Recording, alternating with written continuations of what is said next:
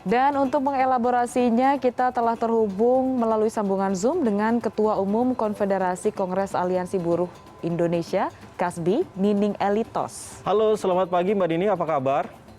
Selamat pagi, Bang Iqbal, Mbak Pani. Maaf nih, pagi-pagi kita sudah gangguin ini. Iya. Tapi ini Mbak Nini, bagaimana ini persiapan aksi? Dengan senang hati. Dengan senang hati ya. Iya. Ini persiapannya sendiri seperti apa nih untuk memperingati Hari Buruh nanti?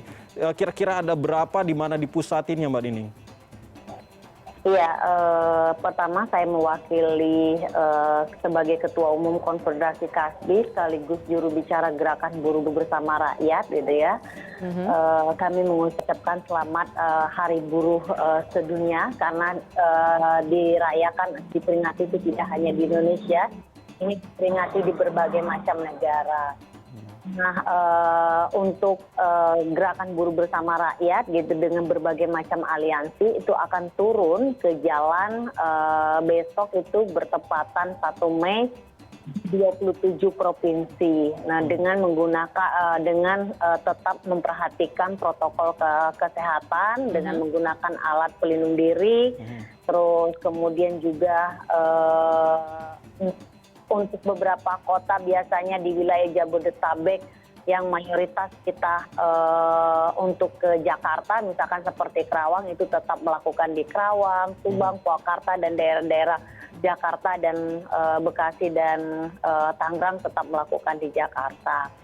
Nah, aksi 1 Mei besok itu tetap mengusung tentang persoalan bagaimana mendesak pemerintah untuk mencabut Undang-Undang Cipta Kerja beserta turunannya, di mana undang-undang tersebut terus baru diberlakukan justru kemudian banyak merugikan kaum buruh. Faktanya Undang-Undang Cipta Kerja yang sudah itu sama sekali tidak memberikan perspektif perlindungan, keadilan, kesejahteraan, kesetaraan termasuk ruang demokrasi.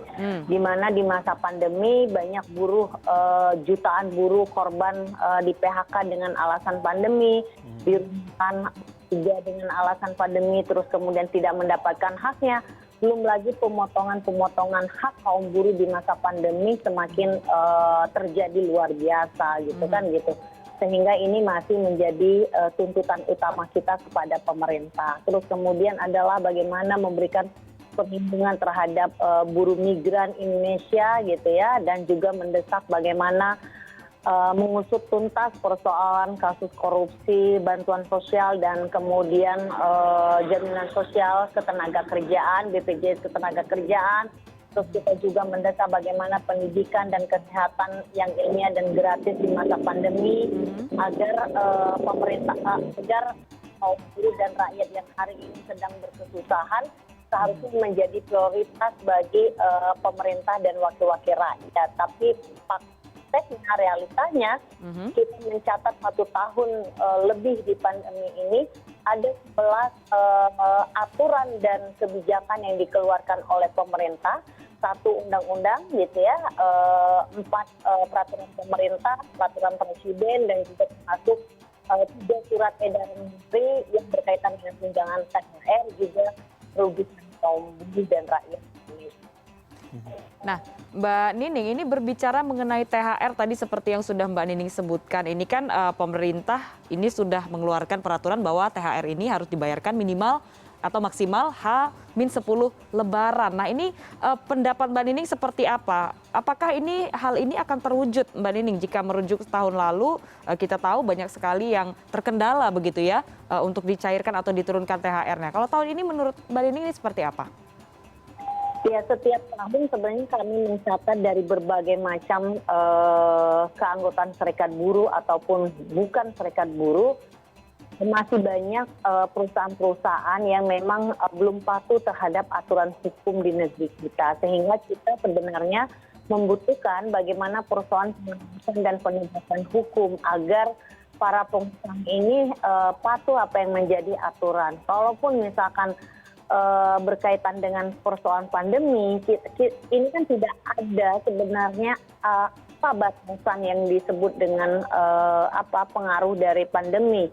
Prakteknya kaum buruh sebenarnya ribuan buruh masih tetap bekerja di pabrik walaupun pada saat sejak dari awal kami gitu pemerintah membatasi tentang persoalan berbagai macam kerumunan, tapi prakteknya di pabrik-pabrik itu masih tetap beroperasional seperti biasa dan mereka yang akhirnya banyak para pekerja upahnya dipangkas gitu ya. Nah, tunjangan THR-nya juga dicicil. Bayangkan kalau orang sedang kesulitan di mana mayoritas kaum buruh harus membayar kontrakan, cicilan rumah, cicilan untuk transportasi, belum lagi biaya pendidikan dan kesehatan di masa pandemi tetap berjalan, kan ini akan membuat mungkin daya beli ekonomi rakyat semakin terpuruk sehingga kenapa kita mendesak kepada pemerintah tetap bagaimana tunjangan hari raya ini diberi kepada kaum buruh gitu ya. Mbak, ini kan berbicara soal tuntutan yang dilakukan oleh para buruh ini sepertinya sudah dari tahun ke tahun ini tidak pernah tidak pernah ada solusinya begitu. Iya. Selalu aja ada permasalahan yang tentunya menjadi tuntutan para buruh ini. Nah, sebenarnya sebesar apa sih peran pemerintah dan juga DPR dalam menjembatani antara pihak buruh dan juga pihak para pengusaha itu sendiri sehingga permasalahan ini segera berakhir? Ya sebenarnya kalau pemerintah dan wakil-wakil rakyat kita punya terhadap rakyatnya tentu tidak begitu sulit sebenarnya gitu ya.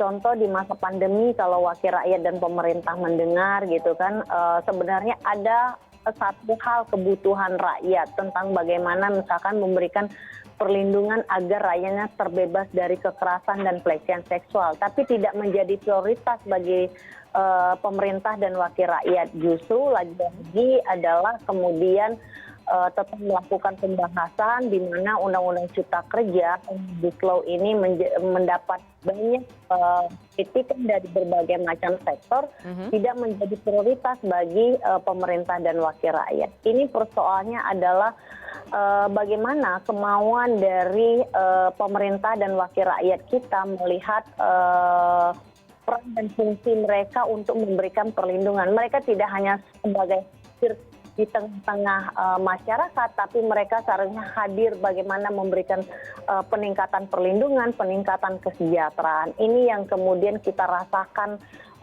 sampai hari ini adalah keberpihakannya masih sangat minim terhadap kepentingan rakyat yang mayoritas.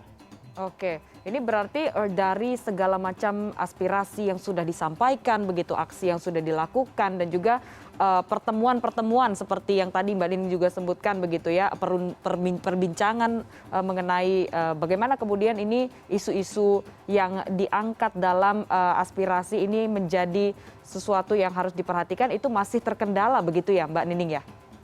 Betul sekali Mbak, karena kita sebenarnya kalau pemerintah bilang bahwa kaum buruh atau rakyat Indonesia tidak tidak pernah memberikan masukan, sebenarnya kita berkali-kali baik itu melalui dialog, diskusi, bahkan juga melalui aksi sebenarnya dari berbagai macam media gitu ya, cukup kencang memberitakannya. Nah ini justru kemudian tidak menjadi prioritas. Ini hal yang aneh gitu ya gitu. Di mana misalkan kayak Omnibus Law Undang-Undang Cipta Kerja, di dalamnya itu ada 79 undang-undang, tapi sejak dari awal sangat tertutup gitu ya, sangat tergesa-gesa gitu. Justru kemudian di detik-detik pengesahannya juga menjadi problematika yang cukup serius gitu. Lagi-lagi suara rakyat yang turun di berbagai macam kota dan daerah tidak menjadi perhatian gitu. Nah sebenarnya apalagi di masa pandemi gitu ya, kita juga memikirkan bagaimana tentang persoalan kesehatan, keselamatan kita.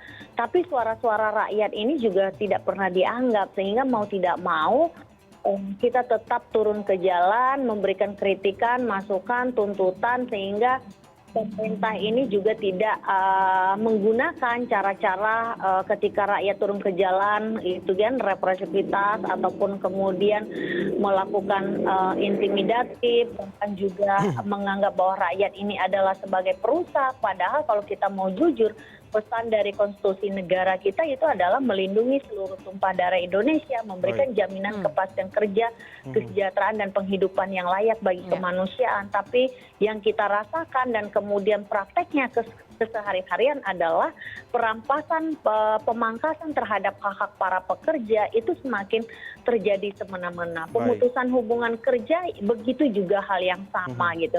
Bukannya tidak ada pengaduan di berbagai macam instansi pemerintah, tapi problemnya adalah persoalan keberpihakan, persoalan keseriusan bagaimana memberikan perlindungan, keadilan, kesejahteraan bagi kaum buruh dan rakyat Indonesia. Baik, Mbak Nining, singkat saja, saya penasaran ini nanti jam berapa akan dimulainya aksi ini, lalu akan dipusatkan di mana? Jadi sehingga kita masyarakat yang lain yang sedang beraktivitas bisa mengetahui di mana lokasi-lokasi yang mungkin menjadi titik temu para buruh ini.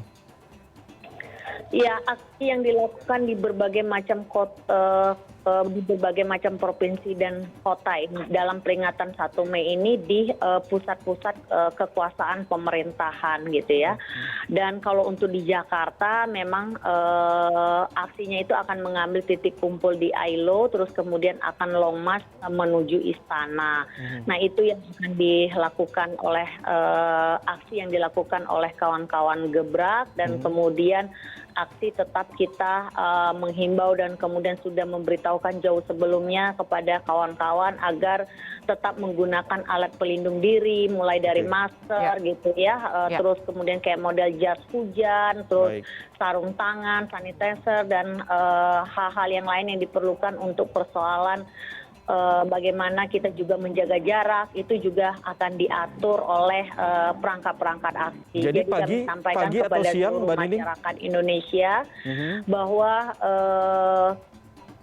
aksi turun besok itu adalah tetap memperhatikan protokol kesehatan, aksi damai gitu ya, dan kemudian tetap mendesak bagaimana hak-hak yang mendasar rakyat yang selama ini dilanggar dan kemudian tidak diberikan persoalan perlindungannya. Jadi pagi, siang, atau sore, Mbak Nining? Pukul 13.00 kita Habis zuhur ya berarti ya? Siang. Titik kumpul. Baik. Ya, baik. Iya. Baik, terima kasih Mbak Nining Elitos, Ketua Umum Konfederasi Kongres Aliansi Buruh Indonesia atau KASBI, sudah bergabung hari ini bersama kami di CNN Indonesia Connected Ramadan. Selamat pagi. Sama-sama Mbak Nining. Selamat pagi Mbak Nining.